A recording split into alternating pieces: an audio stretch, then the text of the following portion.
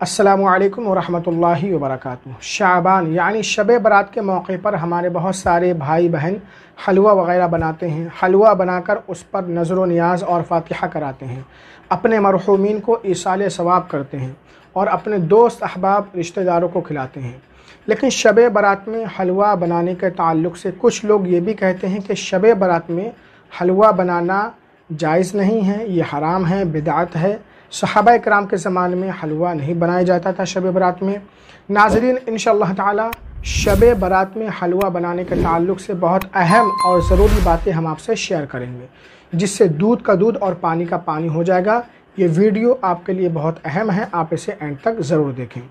सबसे पहली बात यह है कि शरीयत में जिस चीज़ को खाने पीने से मना नहीं किया गया, रोका नहीं गया, वो चीज़ जायज़ है, हलाल है और क़यामत तक वो चीज़ हलाल ही रहेगी, किसी के कहने से हराम नहीं होगी।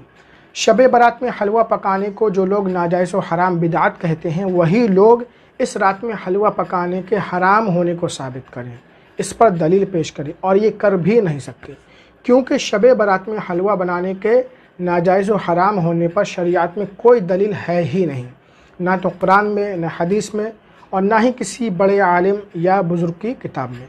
ये सब इन लोगों की मन घड़त बातें हैं, गढ़ी हुई बातें हैं। और जो सहाबा इकराम ने काम नहीं किया है, जो चीज़ें सहाबा इकराम ने नहीं की, तो क्या वो हम नहीं कर सकते? ऐसा कहाँ लिखा हुआ है? सहाबा इकराम ने हवाई जहाज़ में सफ़र नहीं किया, ट्रेन में सफ़र नहीं किया, तुम क्यों करते हो? लाइट, पंखा, एसी इस्तेमाल नहीं किया, तो ये सब चीज़ें भी हराम होना चाहिए, हालांकि ये सब हराम नहीं है, जायज़ हैं। खैर नाज़रीन, शब बारात में हलवे पर फ़ातिहा क्यों दी जाती है, इसकी पहली वजह आप समाअत करें। हज़रत आयशा सिद्दीक़ा रज़ियल्लाहु अन्हा फरमाती हैं, अल्लाह के रसूल सल्लल्लाहु अलैहि वसल्लम हलवा यानी मीठी चीज़ और शहद पसंद फरमाते थे।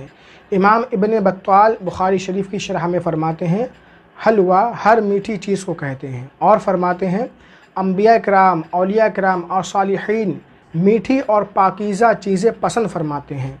और शब बारात या किसी भी दिन जो हलवा बनाया जाता है वो भी मीठा ही होता है, पाकीज़ा होता है।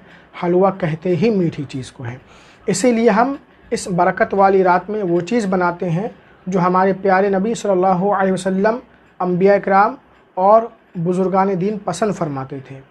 दूसरी वजह यह है कि शब बारात में साल भर के फ़ैसले किए जाते हैं। इस दिन अल्लाह और उसके रसूल सल्लल्लाहु अलैहि वसल्लम की रज़ामंदी के लिए लोगों को वो चीज़ खिलाना चाहिए जिसे हमारे प्यारे नबी सल्लल्लाहु अलैहि वसल्लम ने पसंद फरमाया है।